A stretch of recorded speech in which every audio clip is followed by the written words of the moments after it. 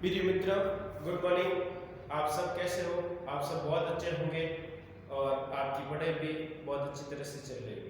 इसी के साथ अपन कर रहे थे सांख्यिकी वाला चैप्टर, जिसमें आपने क्वेश्चन के मध्य मध्य का और बहुलक के बारे में रिलेशन वाले फॉर्मूले से अपन क्वेश्चन किए थे। उसके फॉर्मूले जो इसे बनने वाले थे फॉर्मूला तीनों से, वो फॉर्मूले किए थे। उसी के साथ अपन दो क्वेश्चन किए थे। कौन सा? एक तो क्या था, बहुलक ज्ञात करना। कौन सा ज्ञात करना? जैसे आपको बहुलक ज्ञात करना है तो अपन ये सूत्र लगाएगा, z बराबर 3 माध्यिका 3 माध्यिका -2 ऑफ माध्य। ये सूत्र लगाएगा। इस सूत्र के साथ अपन क्या करेंगे? जैसे आपको बहुलक ज्ञात करना है तो जो माध्यिका दी हुई 3 से गुणा करेंगे और मध्य दिया 2 से गुणा करके माध्यिका में से मध्य निकालेंगे तो अपने पास बहुलक आ जाएगा। अब देखो इस क्वेश्चन के अंदर क्या दिया है, इसको आप लिख सकते हैं मैथमेटिक्स में 3 m बराबर -2 ऑफ x। ये सूत्र आपको याद रखना है। अब देखो इस क्वेश्चन के अंदर क्या दिया है। क्वेश्चन के अंदर दिया हुआ यदि कुछ आंकड़ों का मध्य एवं माध्यिका का अनुपात 2:3 दिया हो तो उन्हीं आंकड़ों का बहुलक और माध्यिका का अनुपात क्या होगा। 2 का अनुपात आपको दिया हुआ माध्यिका और मध्य और माध्यिका का। इसको x के साथ मानेंगे। माना कि मध्य का अनुपात, मध्य का अनुपात क्या हो गया? माध्यिका का अनुपात हो गया आपके 2x और माध्यिका का अनुपात क्या हो गया? ये तो मध्य का अनुपात हो गया आपके 3x हो गया। ठीक है। अब अपन सूत्र का प्रयोग करेंगे। ये सूत्र का प्रयोग करके इसको मान रखते हैं तो बहुलक का मान आएगा। किसका मान आएगा? बहुलक का मान आएगा। इससे z बराबर 3m। m का मान कितना है? ये m है, ये x bar 3m -2 of x बार। तो देखो 3 m का मान 3x है और x का मान 2 ऑफ x है। ठीक है। ये आपस में इनटू है तो इनटू लगाना है। 3 किया 9 आ गया। 9x - 4x। 9x में से 4x गया। z आपके पास आ गया 5x। बहुलक का मान आपके पास 5x प्राप्त हो गया। बहुलक का मान कितना प्राप्त हो गया? 5 प्राप्त हो गया। अब अपन ये क्वेश्चन कह रहा है बहुलक और माध्यिका का अनुपात होगा। बहुलक और क्वेश्चन अनुसार बहुलक तथा माध्यिका का अनुपात होगा। ये आपके प्रश्न अनुसार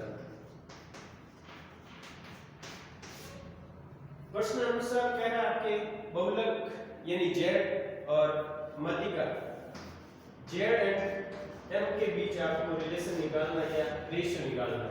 क्या निकालना है? दोनों का रेशियो निकालना है।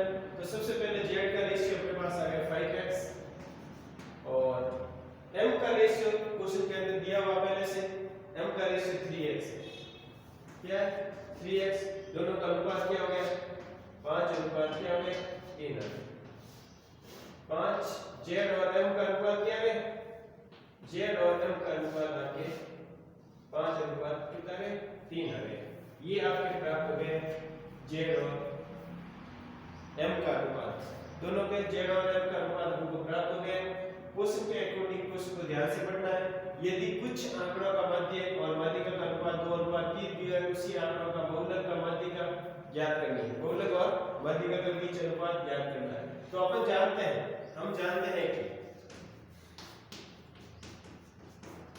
जानते हैं कि ये तीनों में संबंध वाला सूत्र अपन जानते हैं। बहुलक बराबर 3 माध्यिका -2 माध्य होता है। ठीक है ना। z बराबर 3m -2 ऑफ x बार होता है। तो इसी के साथ रख दिया। फिर दोनों का अनुपात मान लिया 2x। 2:3 दिया 2x और 3x दिया। ये दोनों की तो फार्मूला रख दिए। दोनों फार्मूला रखने के बाद आपके पास बहुलक का मान आ गया। यहाँ पे 3x, यहाँ पे 2x रखा। या 3 × 9 2 × 4x हो गया। क्या हुआ? 9 में से 4 गया, 5x आपके पास बच गया जो बहुलक का मान है। किसका मान है? बहुलक का मान है। अब माध्यिका का मान ऑलरेडी हमको 3x दिया। दोनों का अनुपात x से x गया। 5:3 प्राप्त हो गया। 5:3 प्राप्त हो गया। इसी प्रकार ऐसे क्वेश्चन और हम करते हैं। क्या क्वेश्चन कह रहा है आगे वाला? देखो क्वेश्चन आगे वाला क्वेश्चन हल करते हैं। प्रिय मित्रों, ये क्वेश्चन आपके फर्स्ट गेट आरएस प्री और सेकंड गेट उसमें ये क्वेश्चन लगभग पूछा जा चुका है और ये पूछने की संभावना भी आगे और हो सकती है। और आगे सांख्यिकी विभाग में जो भी question SO statistical officer, ASO assistant of statistical officer के अंदर ऐसे क्वेश्चन आते हैं, तो ध्यान से आपको क्वेश्चन हल करना है। ओके, आगे वाला देखो क्वेश्चन। प्रिय मित्रों, आगे वाला क्वेश्चन क्या कह रहा है, देखो आगे वाला क्वेश्चन भी बहुत वेरी वेरी इंपॉर्टेंट है। ये बहुत सारे एग्जाम में पूछा जा सकता है और क्योंकि इंपॉर्टेंट क्वेश्चन है और काफी एग्जाम में एक दो क्वेश्चन ये फर्स्ट ग्रेड प्रधानाचार्य अध्यापक के अंदर ये क्वेश्चन आ चुका है। जो प्रधानाचार्य का एग्जाम हुआ फर्स्ट ग्रेड का, उसमें ये क्वेश्चन आ चुका है और आगे भी आने की संभावना है। बहुत सारे ये बहुत बार एग्जाम में ये पूछा जाता है क्योंकि इंपॉर्टेंट है क्वेश्चन। क्या कह रहा है, यदि abc का माध्य m है तथा ab + bc + ca = 0 हो तो a² + b² c² का माध्य आपको ज्ञात करना है। a² b² c² का माध्य क्या होगा?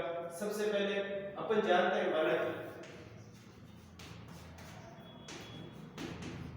माना कि ये तो दिया हुआ है, माना कि a + b + c का माध्य कितना दिया हुआ है? m दिया हुआ। माध्य कितना दिया हुआ है? m दिया हुआ है। ये गिवन है चीज, ये आपको दिया हुआ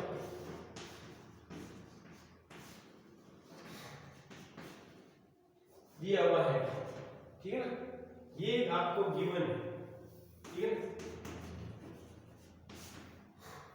ये a + b + c का माध्य आपको m है, तो अपन माध्य m लिख दिया। अब अपन समीकरण नंबर 1 का वर्ग करेंगे। समीकरण नंबर 1 का क्या करेंगे? वर्ग करना है। क्या करना है? वर्ग करते हैं। तो देखो a + b + c का होल स्क्वायर करते हैं और 3 ये इधर आ जाएगा इसका स्क्वायर। तो a + b + c का होल स्क्वायर का अपन सर्व समीकरण जानते हैं। a + b b² + c² + 2ab + 2bc + 2c of a, ये सर्व समीकरण होते हैं, ये अपन जानते हैं। a + b + c का होल स्क्वायर का ये सर्व समीकरण होती है, तो ये अपन ये मान रखेंगे a² + b² + c² + 2ab + 2bc + 2c of a, ठीक है ना? यहाँ पे अपन वर्ग करेंगे तो क्या आएगा? 9m² आएगा। क्या आएगा? 9m² आएगा। अब क्या करेंगे? अपन जानते जो दिया हुआ है क्वेश्चन के अंदर, ये भी दिया हुआ है ab + bc + ca = 0 रखना। क्या रखना? यहाँ पे अपन 0 रखते हैं। यहाँ पे क्या रखते हैं?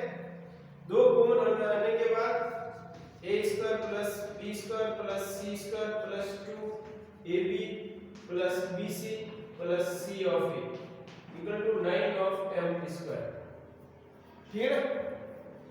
ये आपको 0 रखना है। ये क्या रखना है? 0 रखना है। a² + b² + c² = क्या आ जाएगा? ये तो 0 आ जाएगा। ये क्या आ जाएगा? 0 बराबर 9m²। ये तो 0 हो गया। अब क्या करना है आपको? अब इसका माध्य निकालना। क्या निकालना है? इसका माध्य निकालना पड़ेगा आपको। क्या निकालना है? इसका माध्य निकालना है। इसका माध्य निकालेंगे तो a² + b² + c, ये माध्य हो गया। क्या हो गया? माध्य x बार। तो 3 से अपन भाग देंगे, इधर भी 3 से अपन भाग देंगे क्योंकि इसका भी तो माध्य निकालना पड़ेगा। इसका भी क्या करना है? माध्य निकालना पड़ेगा। क्या निकालना पड़ेगा आपको? माध्य निकालना पड़ेगा। 3 से भाग दे दिया तो इधर कितना आ गया? 3 आ गया। तो देखो a² + b² + c² का माध्य क्या होगा? 3m²। क्या होगा? 3m² होगा इनका माध्य। क्या होगा? a² + b² + c² का माध्य क्या होगा? 3m²। क्या होगा? 3m²। प्रिय मित्रों, ये क्वेश्चन आपके बहुत इंपॉर्टेंट है, बहुत बार पूछा जा चुका है और आगे भी बहुत संभावना है, क्योंकि कुछ विद्यार्थियों को यहाँ पे समझ में नहीं आता तो अपन क्या करते हैं, माना कि a + b + c का मध्य क्या लिखते हैं, मध्य का मतलब ये आपको m गिवन, तो अपन इसको क्रॉस मल्टीप्लाई करेंगे 3m हो जाएगा। अब इसको वर्ग करेंगे, क्या करेंगे, क्योंकि अपन को a² b² + c का मध्य चाहिए, तो अपन इसका वर्ग करके स्क्वायर करने पर, इनका स्क्वायर करने पर ये एक सर्वसमीका आइडेंटिटी बनती है। क्या बनती है, आइडेंटिटी बनती है। कौन सी बनती है, a + b + c का होल स्क्वायर की आइडेंटिटी का जो आंसर होता है a² + b² + c² + 2ab + 2bc + 2c of a, ये आपके सर्वसमीका का आंसर होता है। वो सर्वसमीका यहाँ पे रख देते हैं क्योंकि abc है यहाँ पे। फिर अपन यहाँ पे से 2 कॉमन लेते हैं, क्या लेते हैं, 2 कॉमन लेते हैं, तो ab + bc + ca ये बनता है। ये भी क्वेश्चन के अंदर दिया हुआ है कि ab + bc + ca = 0 रखना है आपको। क्या रखना है, 0 रखना है। तो 0 रखने के बाद यहाँ पे 0 रख दिया तो ये टर्म पूरी 0 हो गई। ये टर्म क्या हो गई, पूरी आपके 0 हो गई ये वाली टर्म। तो a² + b² + c² = 9m² बचा। क्या बचा है, 9m² बचा है। फिर अपन क्या करेंगे, इसका मध्य निकालेंगे, मध्य लेंगे। तीनों का मध्य का मतलब क्या है, यदि अपने पास 3 संख्या है तो 3 से भाग देंगे, 2 संख्या है तो 2 से भाग देंगे, 10 संख्या है तो 10 से भाग देंगे। ये मध्य निकालने का आपके पास तरीका है।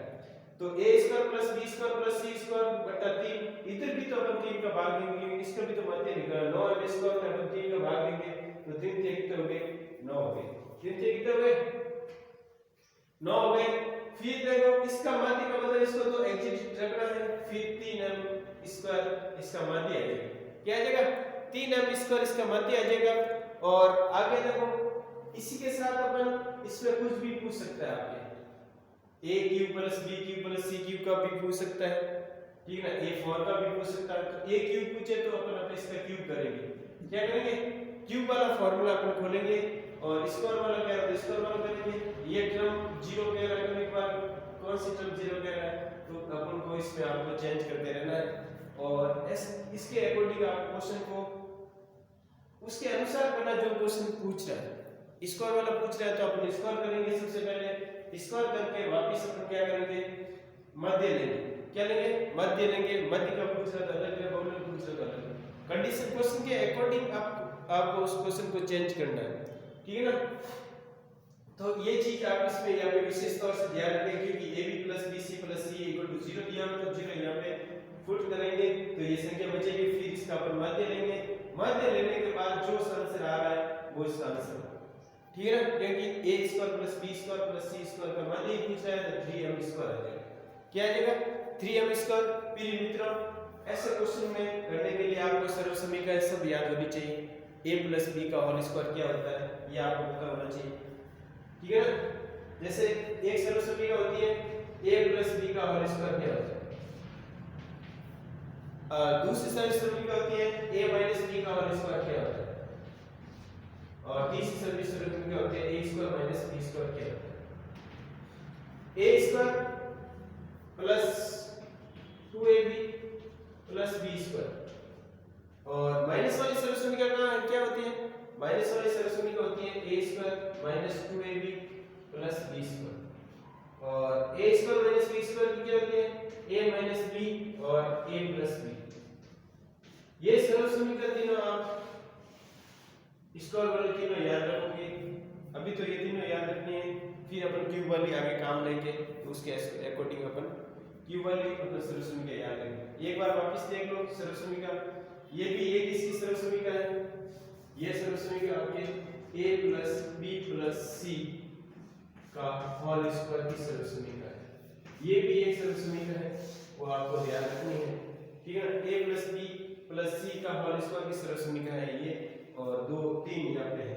तीनों ये चारों आपको याद रखनी है, क्योंकि ये सर्वसमीकरण आइडेंटिटी आपको प्रत्येक क्वेश्चन के लिए ध्यान रखनी पड़ेगी, जहां आपको कहां पे इसको पुट करना है।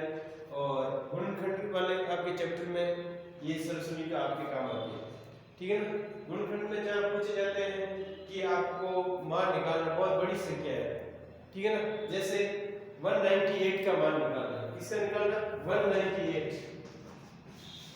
तो अब सीधा अपन इसको कैसे करेंगे, टाइम लगेगा, तो सीधा अपन इसको कर सकते हैं 90 190 प्लस 8 कर सकते हैं या 200 माइनस 2 कर सकते हैं। इसका होल स्क्वायर खोल दो, माइनस वाला होल स्क्वायर खोलने के बाद आपके पास आंसर आ जाएंगे कि a माइनस b की का होल स्क्वायर की आइडेंटिटी से अपन इसको सॉल्व कर पाएंगे।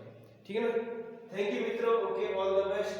आगे और अपन क्वेश्चन करेंगे जिससे अपन को आगे आने वाले कंपटीशन एग्जाम बहुत ज़्यादा हेल्प मिलेगी। और ऐसे क्वेश्चन में आपको प्रैक्टिस करते रहना है। प्रैक्टिस करोगे तब आपको क्वेश्चन बहुत आसान लगेंगे ये क्वेश्चन, क्योंकि ये क्वेश्चन बहुत इंपॉर्टेंट है। आगे आने वाले एग्जाम में आपको देखने को मिलेंगे। फर्स्ट गेट जैसे एग्जाम में ये क्वेश्चन पूछे जाते हैं, और फर्स्ट पेपर में फर्स्ट गेट के और फर्स्ट पेपर सेकंड पेपर दोनों में ये क्वेश्चन आपके आ सकता है। और कॉमर्स वाले भी, इकोनॉमिक्स वाले स्टूडेंट भी ध्यान दें, जिसमें आपको ये केंद्रीय प्रवृत्ति के माध्य बहुलक वाले चैप्टर है, उसमें ये वाला आपको पूछे जाता है। थैंक यू मित्रों, okay, all the best, thank you.